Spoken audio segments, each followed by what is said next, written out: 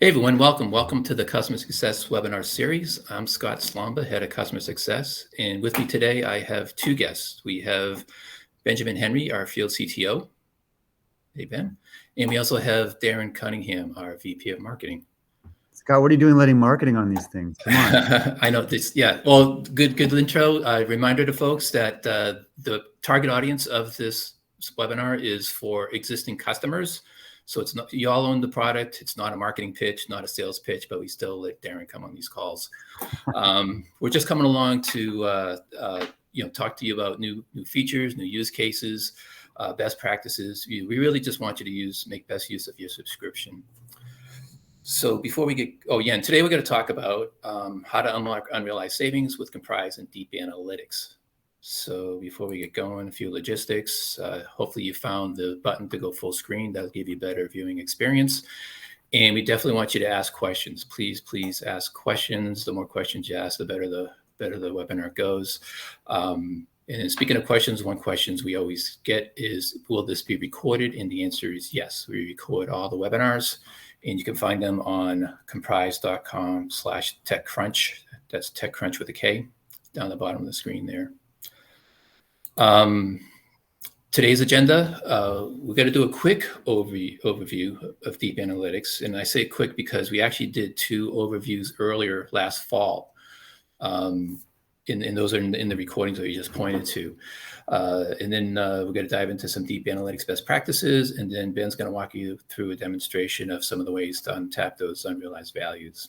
And of course, if we have time at the end, we'll catch any questions we haven't answered along the way. We'll do our best to answer them along the way. But if not, we'll have some time at the end to do that. I forgot to mention, if you do ask questions, you will need to ask them on the chat channel. There's no audio here for the audience. So you'll need to get out of full screen mode, hit the question mark button, ask your questions, and we'll be monitoring that throughout the webinar. Reminder, we already had two overviews, so we'll do a quick one today, but for much deeper dive, full length overview, there's two webinars that are being recorded, again, at komprise.com/TechCrunch. Darren, I think you're going to talk a little bit about this slide here. Yeah, one of the reasons I wanted to join is, and some of you actually were on here today, we're doing these deep dive sessions with customers because we really want to understand your use cases. We want to understand, how you're using Deep Analytics, who are the users, and how are you potentially planning to use Deep Analytics going forward.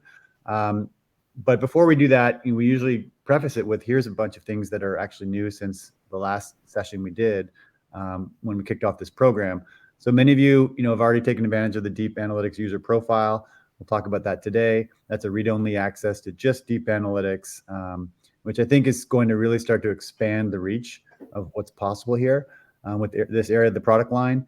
The Directory Explorer, which is new, pre-built reports, we did a session on also with Jeremy from product management, and then the query exceptions, which are pretty cool. And I know in particular for some power users, that ability to have exclusions in your Deep Analytics queries is really important. So lots of new stuff, and this is just an area where we are continuing to innovate. So I'm excited to see some of the things Ben's going to share today, because it's really going to help you think about this in some new ways.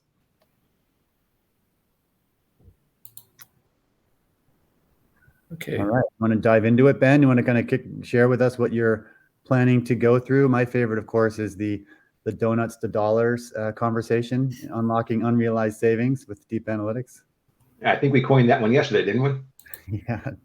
Donuts to dollars. Here we go. We're going to reverse that saying. We're going to go donuts to dollars, talk about Directory Explorer, something new in DA.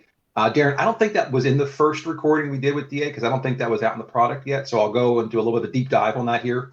It's kind of a refresher on DA and this new component of it. We're going to talk about file types. It's a filter inside of DA. We're going to talk about that you can actually customize that to your organization. And then a big one, we're going to talk about query exclusions. This is a new one that just came out. I know there's some individuals on this call that have been asking for it. So yes, it is here. We'll do a demo of it. We're going to talk about orphaned data, how to find it, how to get the attention of your manager, of the executive, saying, hey, this is a big boat anchor that we're dragging around. Let's put it somewhere else that's more cost effective if we even have to keep that data. And then we'll go into another refresher on deep analytics with actions. So once you find the data, once you're about to unlock the savings, how do I realize those savings? Well, that's the action part of it. So we're going to go in, how do you action what you have found? So with that, I think the next part is a live demo, right, Scott? Exactly. All right. So let me share my screen here. Give me a second. And while Ben's bringing this up, just want to comment, it's release 4.10 and 4.9 where a lot of these newer features have come in. So if you have older releases, you might not have this in your environment just yet, but 4.9 and 4.10 have a lot of these new capabilities. Great point. And that's actually the one I'm going to demonstrate today is version 4.10. Perfect. So, all right, the initial joke, donuts to dollars. Well, here we go. We have the donut here in the center. This donut, again, is a refresher, is a heat map of your data. So at the top, we have a filter, and it says, I have mine set to all shares. So show me how much of my data is eligible to be archived, tiered, sent somewhere else. So the heat map, coldest being in the dark blue, working our way around to red being hot data. And in here, I can see that over 50%, and actually in this case, 63.4% of my data is eligible to be actioned to go somewhere. That is a huge financial savings. When we start talking about even like multiple terabytes, petabytes, that is a huge savings to my organization. So how do I find this stuff? How did I get here? Well, I leverage deep analytics. So we're going to talk a little bit about deep analytics today as kind of a refresher on how this works. And I actually have my filter screen up. So when you load deep analytics, this is the first page you'll see. This is all of my shares by default, a different organization of the heat map. I now get a bar graph here, and I can hover over each one of these bars to get a little bit more information of the age of my data. So my coldest setting is greater than 3 years. In this category, I've got 389 terabytes, or 12% of the 3 petabytes that I've been analyzed, consisting of 4.4 million files. And I can keep going through all of these to see more about it. I can actually get some more results on the space consumed by top shares, the number of files by top shares, and so forth. All right, so quick refresher. One other thing too is that the filter page used to be a permanent fixture on the left-hand side. We actually opened this up to give you more real estate to see more about your data. If you want to see the filters now, it's a little button here on the left-hand side. And another change that's been made. So now you see over here where it says data store. That's a little teaser for what's to come. So stay tuned. In the next couple of months, you're going to see a big announcement from Komprise. All right, over here, when I expand data stores, I now see my sites. From my sites, I now see my file servers that are at those sites. When I expand the file servers, I then see the shares. This is where it used to stop before, but now we have this concept of Directory Explorer. Or I can keep drilling down, and now I have another pane that opens up, and I see the folders, not just the top level shares, but I see the folders inside of that share. And I can keep going down and down and down and choose the exact folder that I want to run this against, rather than having to just run analytics on a top level share. So this is a major enhancement to deep analytics to help you identify data and unlock those and realize those savings. So I'm going to go back here. I'm just going to choose everything on this Isilon, and I'm going to say run. So when I say just that Isilon, I've selected that share. Now my results are specific to just that Isilon. And I can see that it's just about a little over half petabyte, 6.1 million files. All right. So now what I want to do is I want to say, I'm going to add some more filters here. 1 second here. And I want to add what I talked about before about file types. File types are a predefined collection of extensions that fall into these buckets. And something that a lot of customers don't know is that this can be customized. You can add specific or custom file extensions to these buckets so that you can have, so that maybe you've got a custom video file or a custom database file that you want to fall into these buckets that are not in there today. We can add that for you. So what I want to find, I actually want to go up here and I want to change this to my entire Atlanta site. And then for my entire Atlanta site, I want to add a filter here because I want to find where people are storing PST files. Because I have a rule or regulation in my environment that says, no, you shouldn't have PST files anywhere in the environment. Whoa, all right, I found 163 terabytes of considered mail file types in my environment. That's a lot. It's 1.84 million files. Okay, so let me say, let's add a date to it. So let's say a last accessed more than, I don't know, let's just say 6 months. Actually, you know what? We'll just do 3 years. We'll go way out there. Say run. 39 called 40,000 files. So let's take a look to see what we found here. So I've got all the file names here. I've got the size of the files. I've got where and what sites. I've got the owner of them. So this gives me the top 1,000 files. Let's say I want more, and I actually want more about this data. So I can click this export button here, and that'll download a CSV. When I download that CSV, it's going to give me the name, the extension, the actual full file path, all the age history. And that's something that I can take and show my leadership to say, hey, we've got a rule against having these files on our anywhere in the environment, because everyone should be storing their data live in Outlook. So right away, you have an opportunity to clean up some of that data. All right, so we talked about file types here. Oh, another thing too about the file types.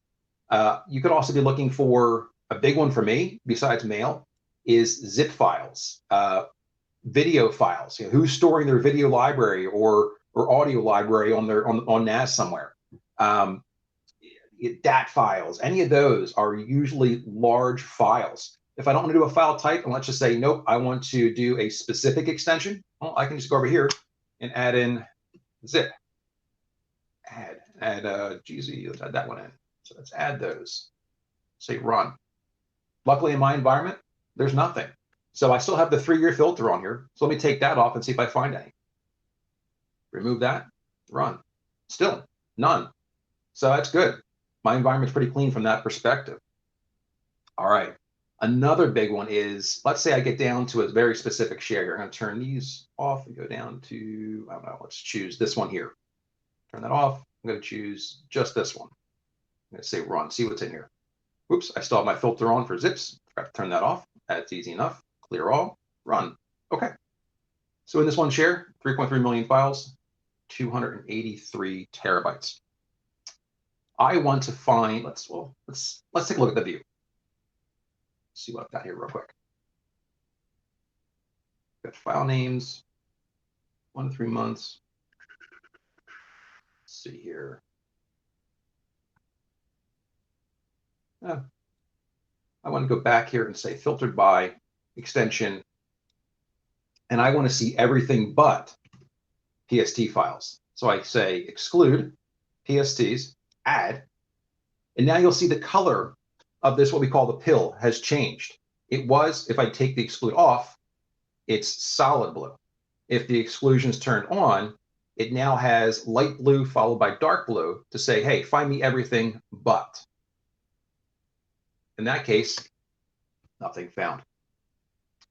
So all of these, if I go into all of these different filters, I have an exclude for each one of these, not just a few. Originally, it was just tags. Now it's for every single filter. You have the opportunity to exclude something from that listing.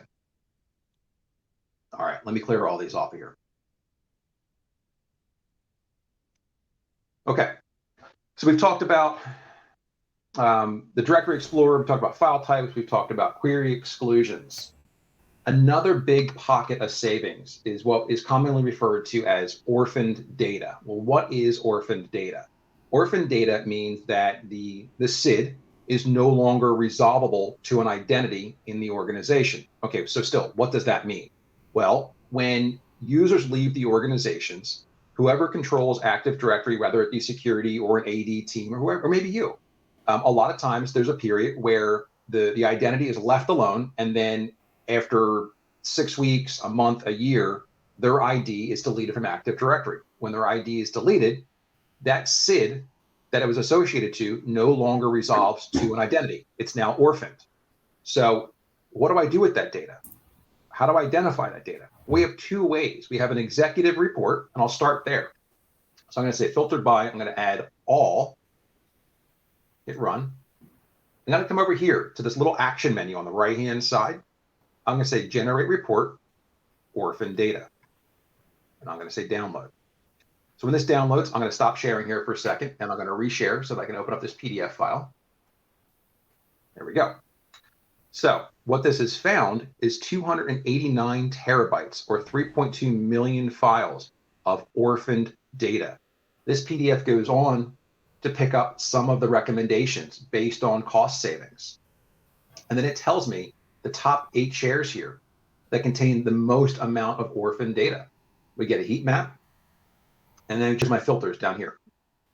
So this is a really quick executive summary that I can walk into a meeting to say, hey, look, we're dragging around 300 terabytes of orphaned data. What are we going to do with this? And that's a great question to ask, is post that question to your compliance teams, to your legal teams, to your security teams. Like, folks, this is orphaned data. Here's the heat maps. 12% of the, let's call it the 290 terabytes is older than 3 years. It hasn't been accessed in more than 3 years. Why are we paying to put that on really expensive storage? Let's move that somewhere else. But even before we move that, are we required to keep that data? What are your data retention rules? Find out. If there is no data retention around it, consider deleting the data. Get rid of it. Now, this is the executive summary. Cool, that's great. We've talked about it. Now the executives say, do something about it. Find me more details about that data. Great. So I'm going to come back here. I still have all my shares selected.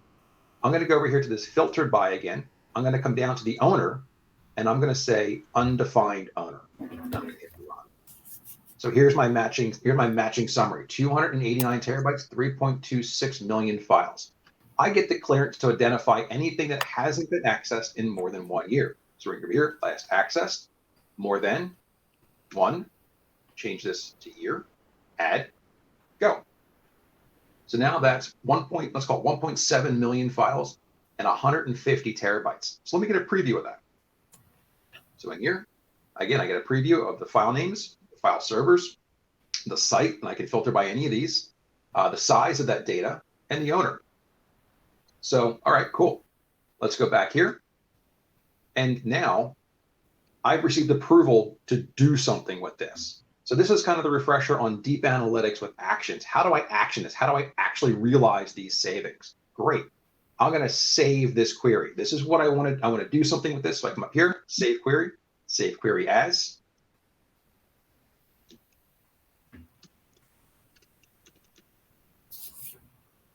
Upload no SID data. I'm going to save this. Awesome. I'm going to come back to my plan. In my plan, I'm going to say edit, create a new group.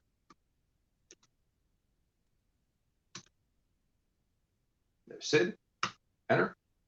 I'm going to say add my shares, import from this.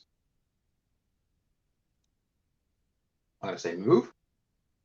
Again, it's based on this query. And then I can tell it where I want it to go. Well, in this case, I'm going to send it over to AWS. From there, say done editing, and then I activate my plan. All right. So that was a refresher there on deep analytics with actions. How do I action? Ben, I'd like to just chime in here for a second, just in case people aren't, if you're new to this, you've got rather than wait 2 years or whatever your plan is, 18 months, 3 years, whatever, there's certain data that you've identified, orphan data that you no longer need, or a certain file type that could be archived immediately. So now by using this query, you can fine tune what you can archive and archive it, say, immediately or within 3 weeks, whatever. You don't have to wait the 2 years across the board. So now your plans are way more surgical. So that's the savings, is that rather than just waiting for 2 years for everything to age, you can pick and choose things well under 2 years to archive out there and get your savings immedily. Rather than these plans are completely customizable. So I go back to deep analytics. Is again, mine was, let's go over here. Let's go all queries. Let's choose my offload. Let's open. Let's just say I've been told that I can say last access date of any. If it's unresolved, I want it out of here. So I can say any, and now I just save my query because it's already been saved once. I can go back and I refresh this screen, and then it will adhere to my new plan. Yeah, we've got a number of customers where this has been a game changer. Yeah, I mean, to me, this is like a super powerful flashlight you're putting in the hands of users now. Everything that you just showed, Ben, are those? I mean, you're out working with customers all the time, driving our center of excellence. Are those queries you just showed, are those common ones, or are those ones you think people should be doing but don't yet know about the power of deep analytics? It's interesting. Everyone largely knows about the orphan data, but when I show them the report, it's usually one of those moments, because then the gears start turning, like, all right, that makes sense. I didn't, or I didn't know I had that much orphan data hanging around out there. Like I had one organization, they took all that data, they moved it, they actually migrated it, and they put it into legal's hands and said, you know what? Because this organization happened to do chargeback models. So they said, you know what? The storage team was responsible for funding all of this data. And once they found this orphan data, they told legal, hey, you need to go through this. You need to decide, does this meet our data retention policies or not? And they actually turned around and offloaded all those month-over-month charges to legal. So it was a great way to identify savings. And it took a big chunk of money out of that organization and freed it up so they could spend it in other areas. And some of it was actually returned to the organization, showing a savings. So by honestly, it's when you identify the data, it's when you move it is when you can actually realize and unlock those savings. So you can show what's capable of being unlocked, and then do something with it. And that's where deep analytics with actions comes in. That's how you unlock. That's how you realize these savings that are hanging around out there. There's a question that came in about tagging. I don't know if you're going to be talking about that, when it makes sense to tag and how to use tags with deep analytics, or is that taking you off course? That's okay. No, we can talk about it a little bit. So tagging is an excellent feature.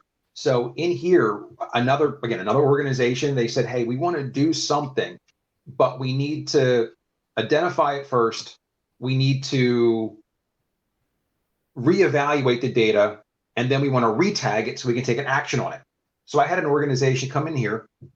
They added a tag that said basically that was review equals yes.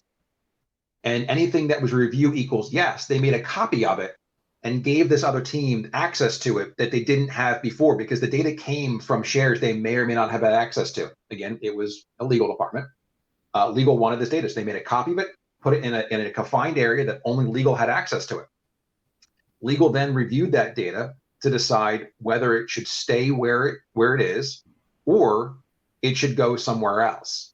Really what I'm talking about is a mergers and acquisitions situation where legal wanted to review it. Does it reside with the company, or does it go to the new company that's being spun out? So what they did is they then came up with a list of the data that belonged to the other organization. They came back and retagged it, and then they used DAA to then create a subsection copy of the data that needed to go to the other organization. They put it on a removable drive, send it to the other organization. So tagging is a very, very powerful feature where you can tag once, do something, tag again. Darren, you touched on something earlier, and you'd meant, and it was about turning over DA into the hands of users or data stewards. You touched on it, but I'm gonna go further with that one. Then the answer to that is yes, that is absolutely possible. So the last couple of minutes here, I'm going to cover that. So a lot of organizations, the storage team, or I'll just say the storage team may not know everything about the data. And usually it's a storage team that has access to this. Well, now you can open up DA to users, and not just open up all of DA to users, but you can even be very selective on what users can see. So I'm going to come over here to the System tab, and I'm going to go over to the users, and I'm going to say add user. First name, I'm going to add, I don't know, just Sue Smith.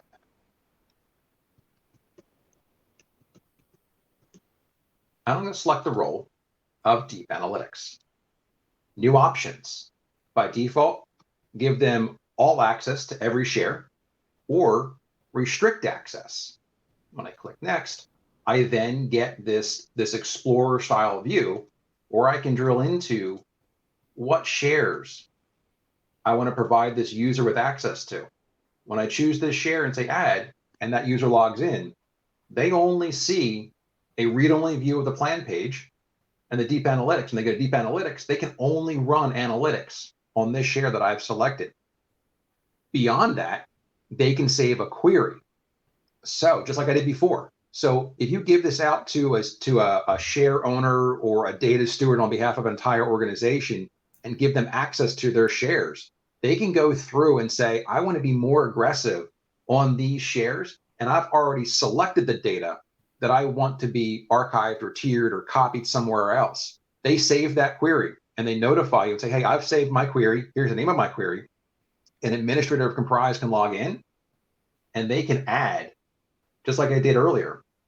You go to edit, create a new group, team one. They can go over here and find the query that was already saved by that data steward, and then choose, is it move, copy, or confine action based on what they want. So you can actually give this role through deep analytics to help users identify more data in the organization out to data stewards or users themselves. So Darren, I know we've got 2 minutes left there, so I'm going to pause and I have a couple of questions and thoughts because, as I mentioned earlier, we've been talking to a lot of our customers about how they're using deep analytics and how they're planning to. And often it seems to depend on the organizational model. Are they decentralized, centralized? What is the role of IT out in departments and divisions? It seems like where it's more of a shared service model, that role you just talked about is really interesting. Let them go and see and find and do what they need, and then let central IT still do the running of plans and setting of policies. Is that what you're seeing as well, Ben? Yeah, I am. What if that central team, like some centralized teams, like they think, oh my God, I don't want to give that to them because then maybe there's some job security or I don't know. What would be the risk of enabling groups to see? Honestly, though, I mean, I'll be really honest. I'm different in that way, where I would rather empower the end users. I would rather let them do more with their own data and free up some of my cycles. That's the way I view it. It is help me help you. Partner with those organizations, share the information, share the success, share the wins, share the savings. I mean, it's just there's an opportunity out there.